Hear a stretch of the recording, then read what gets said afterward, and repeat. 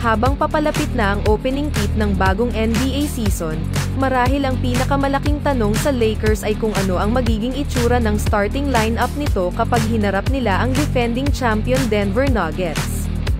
Namely, sino ang magiging fifth starter sa kanila? Sina D'Angelo Russell at Austin Reeves ang magiging panimulang backcourt ng Lakers, at syempre, dalawa pang starters sina LeBron James at Anthony Davis. Ang mga kandidato para sa kanilang ikatlo at huling frontcourt starter ay si forward Jared Vanderbilt, na humawak sa pwesto sa halos lahat ng nakaraang season, matapos dumating mula sa Russell Westbrook trade. Kasama pa dyan sina Taurean Prince at Rui Hachimura.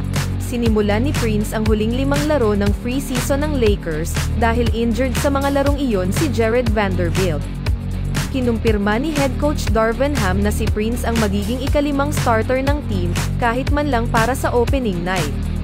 Kailangan pang tignan mabuti kung gaano katagal si Prince mananatili sa kanyang panimulang starting spot, lalo na kapag si Vanderbilt ay clear na ulit upang bumalik sa aksyon. Samantala, si Rui Hachimura ay gumawa ng higanteng hakbang sa playoffs, na nag-average ng 12.2 points at 3.6 rebounds, habang nag-shoot ng 55.3% mula sa field, at 48.7% mula sa 3-point range. Nag-post siya ng playoff career high na 29 points laban sa Memphis.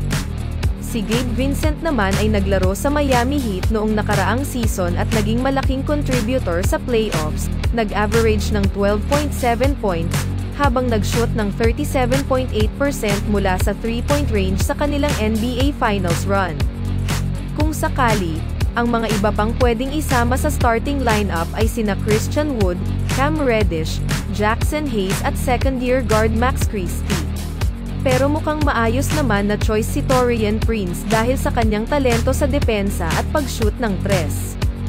Agree ba kayo sa piniling starting 5 na ito ni Coach Darvin Ham? Let me know sa comment section. Nagustuhan nyo ba ang video?